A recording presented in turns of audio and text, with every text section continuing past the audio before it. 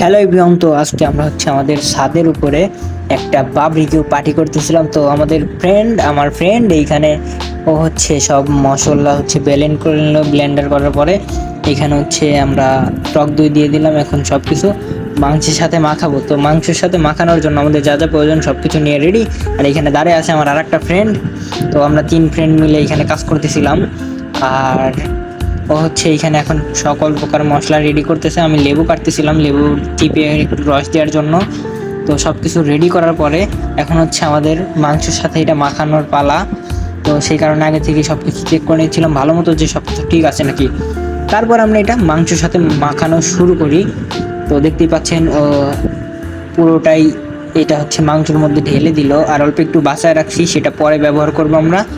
তো এটা আস্তে আস্তে রেডি করতেছিল আর আমি এখানে চাকু নিয়ে বসেছিলাম। কোনো উল্টাপাল্টা করলেই যেন চাকু দিয়ে ওদেরকে ঝাঁকানাকা করে দিব। সো ওইটা সাবজেক্ট বাদ।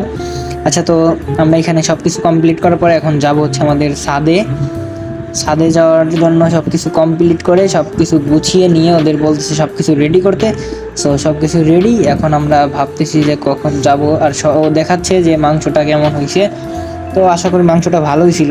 তারপর আমরা ছাদে চলে আসি। ছাদে এসে আমরা যে রান্না শুরু করতেছি, আর আমাদের সাথে ছিল আমার একটা ছোট ভাই। তো আমরা সবাই আবার একটা ভিডিও শুট নিচ্ছিলাম আর এদিকে মাংস পড়তেছিলাম। আমি এক হাত দিয়ে ফ্যান আর এক হাত দিয়ে ফোন ধরে রাখছিলাম।